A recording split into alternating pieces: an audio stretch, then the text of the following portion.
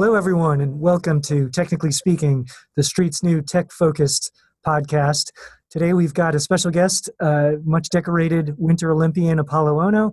We've also got our Street TV correspondent, Scott Gamm, who's here too. Hey, Nelson. Good to be with you. Good to have you. Apolo, welcome to our podcast. Thanks so much for joining us. You've just gotten back from South Korea. Can you tell us what your quick highlights of this just completed Winter Olympics were for you? Sure. Thanks for having me, guys. The Winter Olympics were amazing as usual, different but unique and special in their own right. South Korea did a very good job. To me, short track speed skating and speed skating in general is always the highlight of every Olympics. Great. So we wanted to turn to talking a little bit about your latest venture, which is another kind of slippery and some might say slightly dangerous activity, cryptocurrency. You've got a new company called HybridBlock. Why don't you tell us briefly what the company does?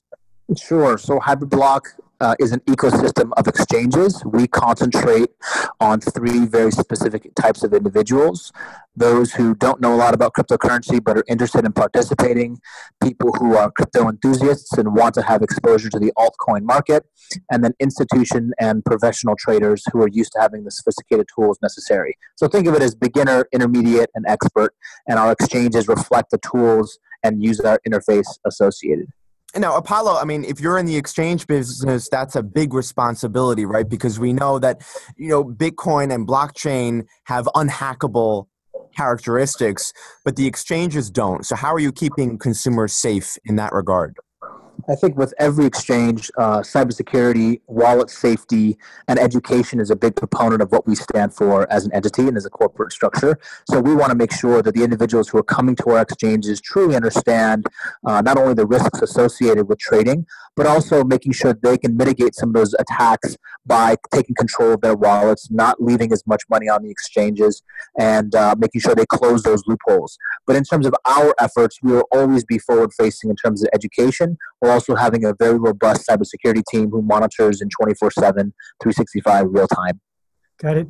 Apolo, how is Base Trade, your exchange app, how is it different from Coinbase Day or some of these other cryptocurrency trading platforms out there?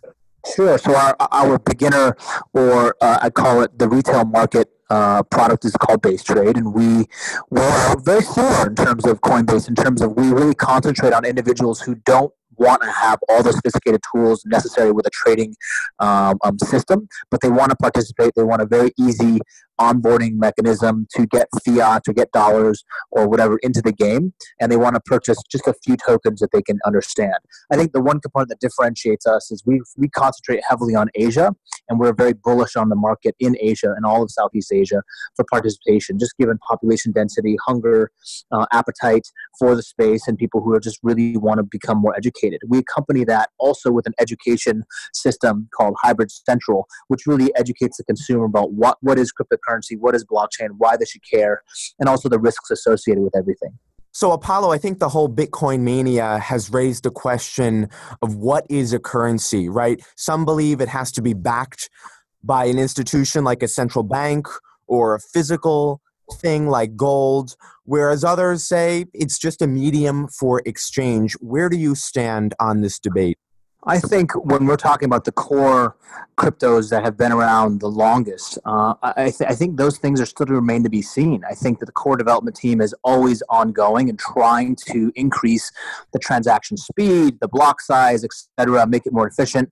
I don't think we really know yet. I don't think any of these things were ever really truly meant to challenge the state-owned or state-controlled fiat currency system. I'm a big believer that maybe perhaps that next generation hasn't been discovered yet, and we don't know what that looks like.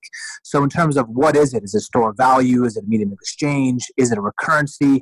I think that, looking forward in 5-10 years, everyone will be using multiple different types of crypto assets for mediums of exchange. And as long as these individuals are recognizing them and they're usable on a day-to-day basis, anything really is possible. Okay, quick last question. Where do you see Bitcoin prices moving in the sort of next year or so? Obviously, they've been really volatile. Is it possible to predict where they might end up in the shorter medium term? I am definitely not the individual to ask in terms of where the price is going to be. I am bullish on Bitcoin in general, so I do believe the price will go up. What that price is, I have no idea. I know one thing is for certain: one Bitcoin is worth what it was yesterday, what is worth today, and what it's going to be worth tomorrow. And one Bitcoin is always going to be worth the one Bitcoin. Right. Great.